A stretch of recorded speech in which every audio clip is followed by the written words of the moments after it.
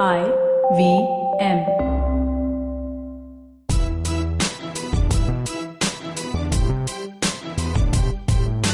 Hi, I'm Zarina Poonawalla, your peak performance coach, life coach, emotional intelligence practitioner, and NLP practitioner. I'm also the founder of Abzo Expertise Unique, and my organization constantly aims at building leaders across continents. After having worked with so many dynamic business honchos, entrepreneurs, startups, CEOs, management gurus, parents, and student communities worldwide, I am convinced that every individual has unleashed potential, and all we really need to do is realize it. Watch the magic unfold, enhance quality of life, relationships, and professions. On my show, be ready for some riveting conversations with inspirational people, snippets, stories, and much more. So here I am on this exceptional journey to find empowerment and inspiration anywhere I can. Come join me on this breathtaking path of self-realization, potential maximization, positivity, and most of all, embrace your inner power. You are on your way to empowering yourselves. Welcome to the Empowering Series with Zarina Poonawalla. One of the greatest challenges a manager encounters is dealing with an underperformer in the team. An underperformer has many drawbacks, and most organizations and entities may have experienced this at least once in their lifetimes. An underperformer can easily bring down the morale of the rest of the team, including the team lead. Another concern often becomes the fact that efficient team members start to feel a lack of interest in their work owing to the attitude and approach of maybe that underperformer, could be more than one. They will either make you feel as though you don't need to do so much work, or they will compare you to somebody else, or they will just negate everything that you're doing. This can crumble completely the team's morale and spirit. So when you are posed with an underperformer or more such in your team or organization, you need to start by asking yourself a couple of questions and answer them very honestly.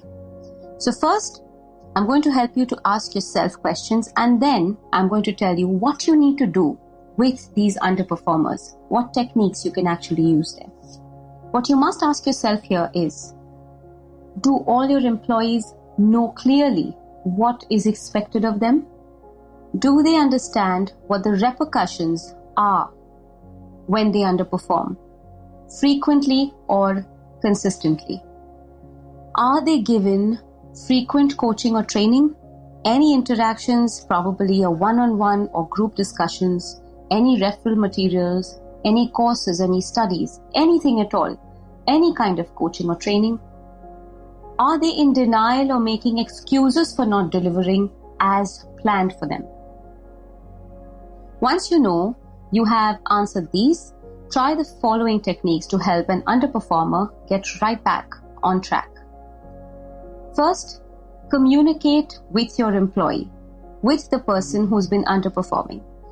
Be straightforward, communicate exactly what you've been observing and how the team's work is being affected, and make it very, very clear that you are here to help. Most of all, get them to accept their shortcomings, because only if that happens will there be any process or any progress towards effectiveness. Second, identify if the person is coachable. You cannot help those who don't believe they need help. That's why acceptance and coachability become key factors to this process. If the employee shows active interest in this intervention, it can create a remarkable difference in performance and quality. However, if a person is in denial, like we mentioned earlier, but also has no interest in learning further, understanding their shortcomings, or figuring out their derailers, it may be a pointless effort. That's a lot of waste of time for you. Recognize what motivates your employees and attach a goal to the job. Motivation eliminates monotony. So recognize what motivates them and help them create a personal and professional driver for a better outcome, a more focused objective. This one's important. Reminisce previous achievements as timely reminders. You know how sometimes we need to be reminded of that one time we won a trophy or a medal or did really well at work. Remind your employee when they were performers and how much they achieved and how much you appreciated their performance. Allow these timely reminders to help them work on themselves. If this person has been an achiever in the past, the liberty to bring to their notice your understanding of how capable they are will only accelerate their growth or bring them back into their zone. Monitor progress with timelines. Be actionable, intervene where necessary, measure progress and be time-bound. Always be time-bound.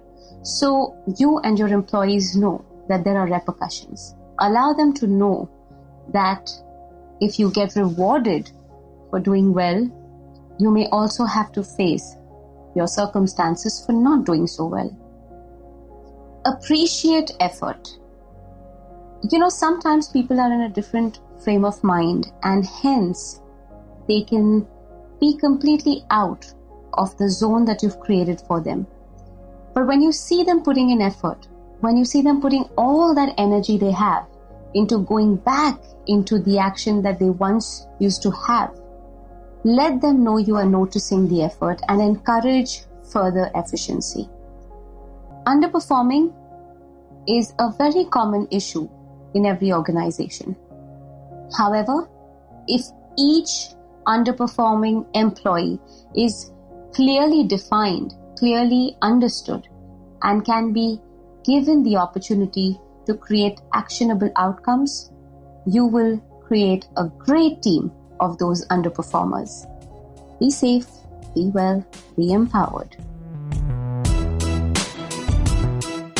If you liked this podcast, don't forget to check out other interesting podcasts on the IVM network. You can listen to us on the IVM Podcast app or ivmpodcast.com. You can also follow us on our social media. We are at IVM Podcasts on Twitter and Instagram. I hope you enjoyed that show. If you aren't following us on social media, please do. We're IVM Podcasts on Twitter, Facebook, and Instagram. I want to let you all know about 2 new shows that we've launched this week. The first one is Millennial Athlete, hosted by Tanvi and Shlok. Both of them are, they spent their life playing badminton, and they know a lot of athletes, and they want to talk about the particular challenges that athletes face. Really, really great conversations. Do definitely check that out. The other show that I wanted to mention to you that we launched this week is Naan Curry. Naan Curry is a show about it's about food and the history of food and the economics around food and its consumption and all that kind of stuff. It's a really, really interesting conversation. It's hosted by Sadaf, an author chef and former MasterChef India finalist, and Archit, who is a researcher who writes on behavioral science and economics. Definitely worth checking out. Besides that, we had a great week as always, right? Great stuff on all the normal shows. Do check those out. But with that, hope to see you again next week. पेश खिदमत है आपकी शान में हमारे अंजुमन से. Hi, I am Sadaf. And I'm Archit. खाने का इतिहास, economics, policy, psychology, सब है मेन्यू पे. Only on the Naan Curry podcast every Wednesday, सिर्फ IVM podcast ऐप या वेबसाइट पर या फिर जहां से भी आप अपने पॉडकास्ट सुनते हो.